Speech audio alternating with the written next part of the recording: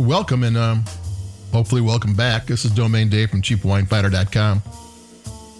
And 3 times a week, we write up a wine on the CheapWineFinder.com website. And then when we're done writing it, we plug in the microphone and we talk about it. Because there's always something to say.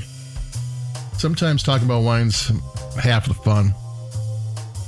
What do we have today? We have a wine from Aldi. It's one of their specially selected wines. They have 10 wines from different countries. And they're all a little bit different, and they're a little bit more expensive than the usual Aldi one. This one's $14.99. I think the least expensive one's $9. Not expensive, but $14.99 is out of Aldi's usual comfort zone, except for their something that comes out in December of every year is their champagne. That's usually $19.99, and it's excellent. Don't sleep on that one, just because it's that time of year is coming up. So what we have here is a Napa Valley Cabernet Sauvignon. And the same people who made this made Trader Joe's Diamond Reserve Oakville Cabernet Sauvignon last year, which was excellent. This one's not up to that standards, but it's $5 cheaper.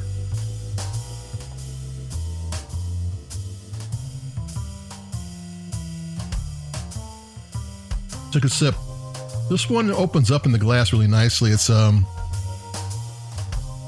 rounding off really smoothly. It's not one of those really vibrant jump out of the glass kind of wines, but it's just kind of a smooth and sleek, good flavors. Not a whole lot of depth, nothing to surprise you or anything, but it's just a good tasting wine. And a Napa wine always tastes a little bit different. You can always tell Napa from, not always, but you can typically tell from a Sonoma or a Paso Robles.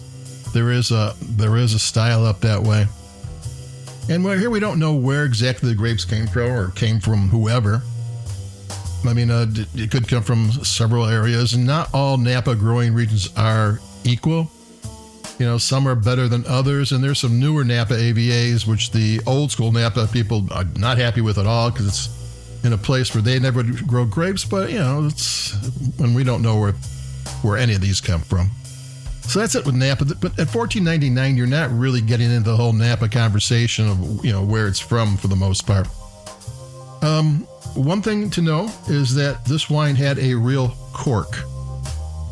I keep my corks every year, and I almost never get a real cork. The only time I can guarantee getting a real cork is on a Portuguese wine, because that's where cork trees are grown in Portugal. So everything else is those composite wines or the composite corks or synthetic corks or who knows what they are corks. This wine had a real cork. It was branded Specially Selected and Napa Valley on it. So somebody used this cork particularly for this wine. But one thing, I'm just doing a guess here, is that value price wine producers don't pretty much use real corks. You're not going to find them anywhere. They're going to find the cheaper corks. And only maybe a higher end producer would have a real cork. So it makes sense that if someone in Napa Valley, we don't know who made it exactly. We know one of the companies involved, but there could be several companies involved. They used real corks in their wine. And that tells you something about the wine. It tells you that it's how, this might be from a slightly or totally upscale producer.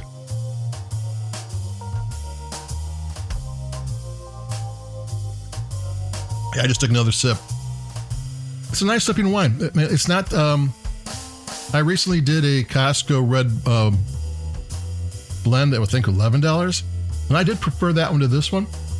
That one was just juicier. If you like your wines juicy, if you like your wines sleek, this might be yours. It's all subjective. One of the reasons we never grade the wine or do this or do that, give it names, numbers, or, points is because, the people who actually do that for a living do good work and do a lot of work. I mean, it's not easy keeping all these wines in your head, and to have just some guy on a website do it is kind of like cheating. But my opinion is just my opinion. I mean, and your opinion is your opinion, and that's, I mean, what I'm here to tell you what I think, and if you like the wines I like, then maybe you like more what I like, and if you don't like the wines I like, then you know to stay away from them. And that's all you can really ask for with these wines. You just gotta try them. Don't judge a wine before you try it. So that's the key word of today.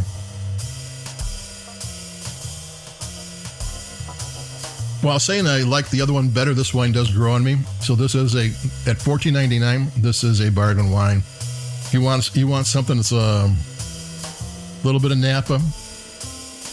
It's juicy and tasty. This is it. I mean, this does fine. This is a good wine. So that's it for me. Domain Dave from CheapWineFighter.com. This one is a little weird because when it's Napa, I always expect one thing or another, and just getting a good wine is sometimes all you need. And I like this wine. It's not my favorite of the world from Napa, but at $14.99, it shouldn't be, but it should be a good wine, and that it is. So yeah, adios from me, Domain Dave, CheapWineFighter.com. We've got more wines coming up. We go upscale. This is actually upscale, $14.99 for a Trader Joe, or not Trader Joe's, an Aldi wine. Is about as upscale as they get until they get $19.99 for their champagne. If you find out it's due, go get it. It's well worth the money.